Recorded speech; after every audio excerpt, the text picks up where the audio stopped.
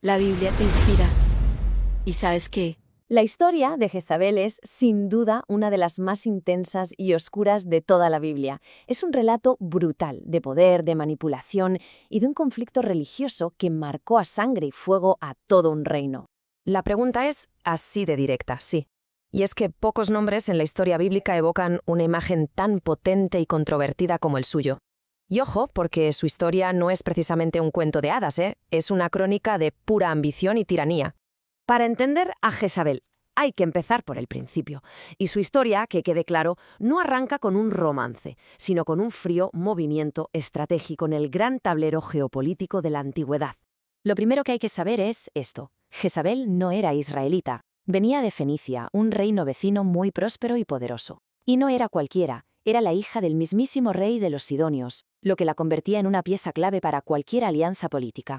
Y este esquema lo deja clarísimo, ¿verdad? Su matrimonio con el rey Atab fue un pacto en toda regla, diseñado para fusionar dos cosas: la fuerza militar de Israel con la inmensa riqueza comercial de Fenicia. Una unión de poder y dinero, vamos.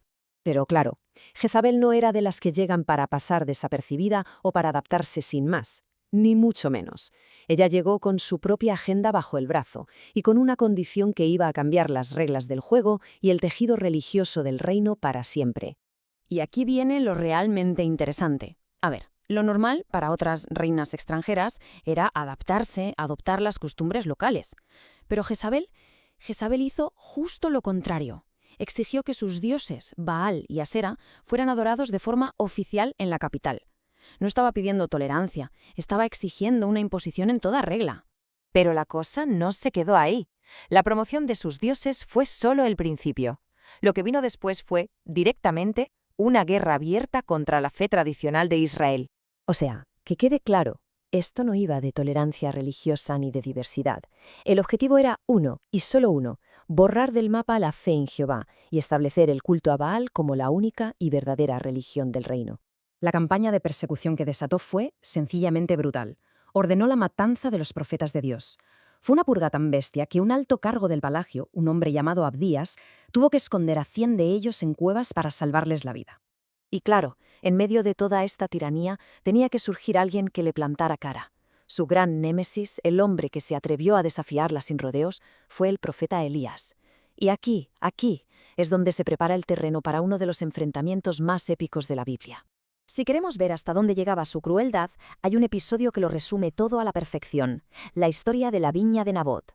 Un crimen que demuestra su desprecio absoluto por la ley y por la vida humana. Todo empezó con un capricho del rey Acab. Se le antojó la viña de un hombre, Nabot, pero el tipo se negó a vendérsela. ¿Y qué pasó? Pues que Acab se cogió una rabieta de niño pequeño. Y ahí es cuando aparece Jezabel. Ve la debilidad de su marido y le dice algo como: apártate, que esto lo arreglo yo. Y su plan fue metódico y absolutamente escalofriante. Primero, se rió en la cara del rey por ser tan blando.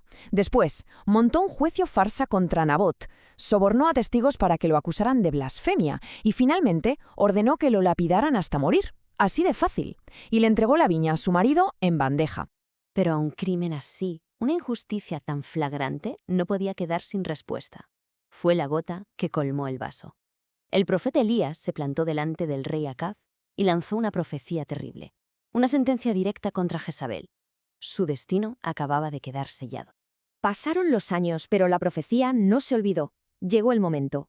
Un comandante llamado Jehú fue el elegido para ser el brazo ejecutor del juicio divino contra toda la familia de Jezabel. Y el momento cumbre llegó. Jehú entra a caballo triunfante en la ciudad de Jezreel. Sí, justo el mismo lugar del crimen de la viña. El nuevo poder había llegado para cobrar la deuda, y Jezabel desde luego lo sabía. Y es aquí donde vemos de qué pasta estaba hecha esta mujer, hasta el mismísimo final. Huir, suplicar, ¿qué va? Jezabel protagonizó un último acto de puro orgullo y desafío. Se maquilló, se arregló el pelo y se asomó a la ventana. No para rendirse, no, para enfrentarse cara a cara con su verdugo. Pero todo ese desafío no sirvió de nada. Jehú levantó la vista y gritó a los oficiales de ella. Y en un segundo, sus propios sirvientes la agarraron y la lanzaron por la ventana. Su muerte fue instantánea, al estrellarse contra el suelo. Y el final fue exactamente tan violento y espantoso como Elías había profetizado. El cuerpo quedó destrozado, pisoteado por los caballos de Jehú. Y lo más fuerte es que cuando, un poco más tarde, mandaron a alguien para enterrarla, ya no había casi nada. Los perros se la habían comido, dejando solo el cráneo, los pies y las manos. La profecía se cumplió al pie de la letra. Pero ojo, porque la historia de Jezabel no termina con su muerte. Ni mucho menos. Su legado, lo que representa, llega hasta nuestros días. Si la analizamos como figura histórica, nos encontramos con una mujer con una voluntad de hierro, con un poder y una capacidad política inmensas. El problema es que todo ese poder lo usó para destruir y oprimir. De hecho, superaba por mucho a su propio marido, el rey, en determinación y en malicia. Este cuadro, la verdad, lo resume a la perfección. Fue la reina consorte que se convirtió en la gran promotora del paganismo. Representa ese choque brutal entre el poder divino y la tiranía humana. Y su final, bueno, ya lo hemos visto, es uno de los más gráficos y violentos de toda la Biblia. Pero quizás su legado más potente es el simbólico. Su nombre dejó de ser solo un nombre para convertirse en un arquetipo.